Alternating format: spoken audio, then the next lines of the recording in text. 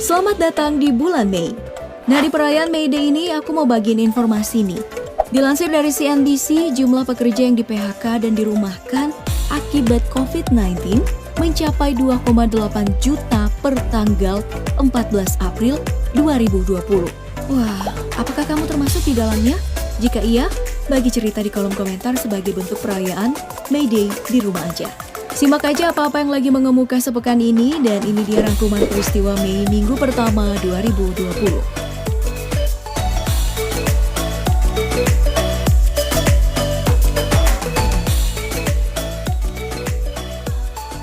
Well, dari konspirasi, Kim Jong-un. Pada tanggal 27 April, Kompas TV mengabarkan bahwa beberapa laporan tak terkonfirmasi beredar mengatakan bahwa Mr. Kim koma, bahkan sampai meninggal setelah menjalani operasi kardiovaskular.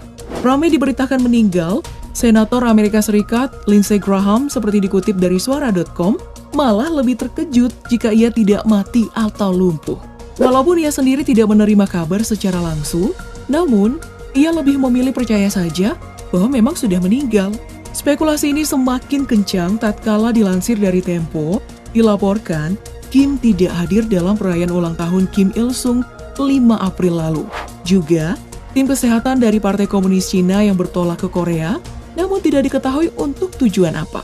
Di tengah kabar itu, nama adiknya Kim Yo-jong mencuat ke permukaan. Ia disebut-sebut sebagai sosok yang bisa menggantikan Kim jika situasi menjadi kacau.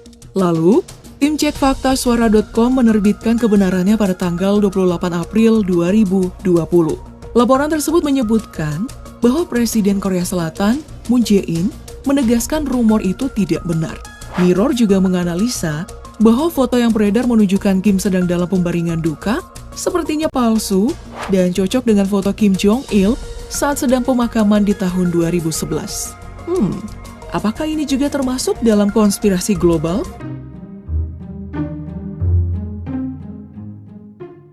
UFO. Dilansir dari CNN, Kepala Lembaga Penerbangan dan Antariksa Nasional, Thomas, mengatakan bahwa video tersebut resmi dirilis setelah sempat bocor ke publik karena tidak terkait dengan keamanan. Nah, video yang diunggah oleh CNN ini adalah rekaman kamera infrared. Memang menarik ya jika kita membahas teori konspirasi. COVID-19 menyerang, data yang diberikan media meningkat, hampir semua orang di rumah aja, parfum berganti menjadi hand sanitizer, memakai masker tidak lagi memalukan, jaga jarak, ancaman lapar, dan kebosanan menghantui. Lalu kita dihebohkan lagi dengan teori-teori konspirasi COVID-19.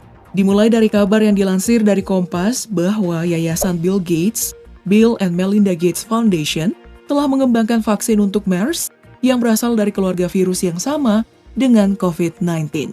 Lalu tidak lama setelah itu, pelansir Liputan 6 mantan Menkes Siti Fadila menitipkan pesan kepada pemerintah dari dalam rutan agar tidak menggunakan vaksin produksi perusahaan farmasi yang berkaitan dengan Gates.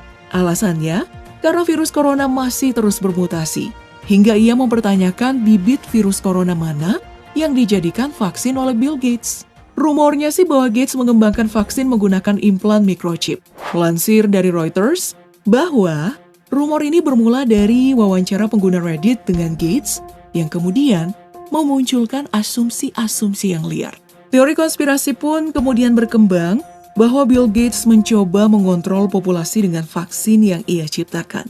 Teori ini didukung oleh asumsi lama bahwa virus ini diciptakan dengan sengaja. Hal ini berdasarkan dari pidato lama Bill Gates yang diunggah oleh TED yang memperingatkan agar dunia mempersiapkan diri untuk menghadapi wabah berikutnya setelah Ebola 2014. Teori konspirasi ini malahan banyak dikonsumsi orang banyak, tak terkecuali para seleb yang ikut merespon.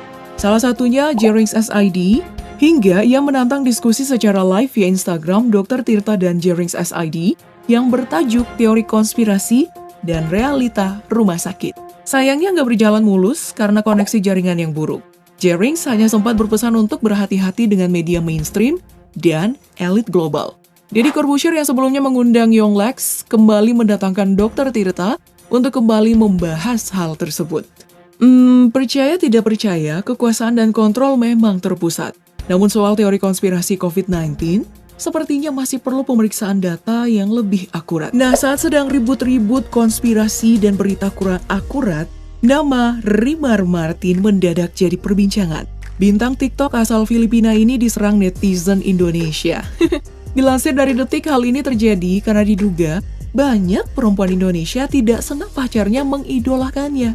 Beberapa mengaku hubungan asmaranya sampai berantakan karena boyfriendnya ngefans sama Rimar. Hingga nih, akun medsosnya di-report ramai-ramai. Ia lalu membuat akun baru dengan salah satu caption foto yang bertuliskan, "Don't report it again." Well, dari konspirasi, Kim Jong-un hingga Rimar, anggap saja semua ini hiburan di tengah pandemik. Tetap membaca, awas, dan selamat berpuasa. Kamu udah bolong berapa hari nih? Ngaku ayo. Oke deh, sekian rangkuman kita. Jangan lupa buat like, share, dan subscribe-nya. Sampai jumpa dan terima kasih. Bye-bye.